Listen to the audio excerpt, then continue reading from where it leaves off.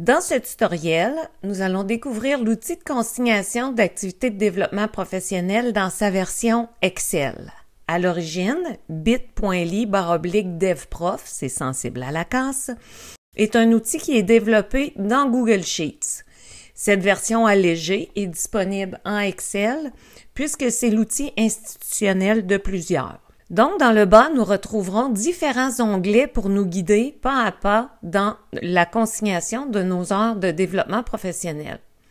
La première page étant la présentation, vous trouverez ici le tutoriel pour le Google Sheet. Il y aura dorénavant un lien aussi pour celui en Excel, un outil pour rapporter une éventuelle coquille, mais les deux liens ici qui sont très importants, ce sont des liens vers des outils pour évaluer le développement de vos compétences de la profession enseignante et le développement de votre compétence numérique. Allons-y de ce pas pour le premier onglet.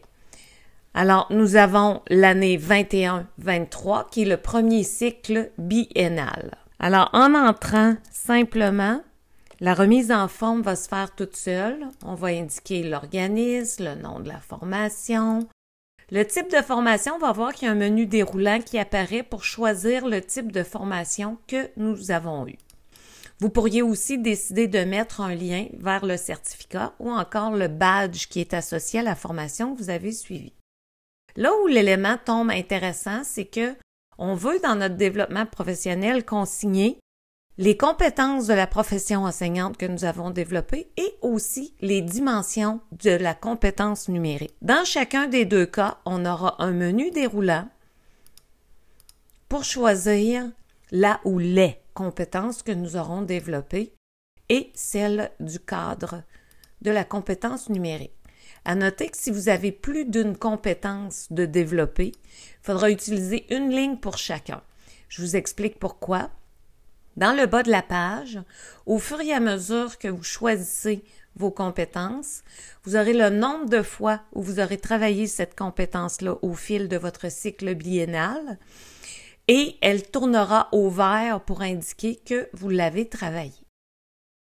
Lorsque vous entrez la durée, vous entrez les chiffres séparés de 2 points. Ainsi, vous n'aurez pas besoin de mettre 1,25 pour indiquer 1h15. En mettant 2.15, c'est vraiment 1h15 que vous avez développé.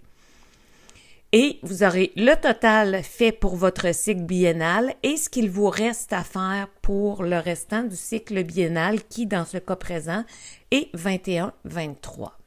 Alors, on voit que j'ai suivi une formation. Si je vais dans mon onglet exemple, je vais voir ici beaucoup plus de détails parce que j'ai rentré beaucoup plus de formations et ce que ça nous donne en termes de changement de couleur ainsi que le nombre de fois que j'ai travaillé cette compétence-là. Alors, on s'aperçoit dans mon cas que je devrais me concentrer un peu plus sur agir en citoyen éthique, exploiter le potentiel, etc., parce que je n'y ai pas consacré de temps. Maintenant, si je change d'onglet, on s'aperçoit que l'heure 15 que j'ai fait pendant mon cycle biennal précédent est compilé et que j'ai un nouveau 30 heures pour mon nouveau cycle biennal. Alors, même principe pour entrer mes données. Évidemment, j'aurais rentré mon nom et mon école aussi, entre autres pour la reddition de compte à ma direction d'école. Et je peux entrer mes heures. Ici, il me restera dans ce cycle-ci 28h15 à faire. Le report de mon précédent, il me restait 28h45 à faire, alors j'étais comme en déficit. Et mon cumulatif depuis ces 2 cycles biennaux. Il en va de suite pour tout le reste qui sont structurés de la même façon jusqu'en 29-31. Et j'attire votre attention sur l'onglet Références dans lequel vous aurez un tas d'hyperliens qui vous mènent vers le référentiel de la compétence professionnelle profession enseignante. Alors, vous avez toutes les compétences et 13. Et si vous allez cliquer dessus, vous aurez un hyperlien qui vous amènera directement à la compétence qui est visée. C'est un aide-mémoire pour vous éviter de vous promener d'un outil à l'autre. Alors, il y a des hyperliens pour toutes les compétences de la profession enseignante et aussi pour toutes les dimensions du cadre de référence de la compétence numérique. Vous avez aussi un résumé Geniali de ce cadre de référence et les vidéos ministérielles qui ont été construites pour expliquer les dimensions du cadre de référence. Dernier élément d'intérêt, lors d'une reddition de compte, on prend notre page et elle est configurée en format paysage 8,5-14. Donc, je peux imprimer ou encore imprimer en PDF mon document pour faire la reddition de compte à ma direction d'école. En espérant que cet outil vous aide, merci beaucoup de votre attention.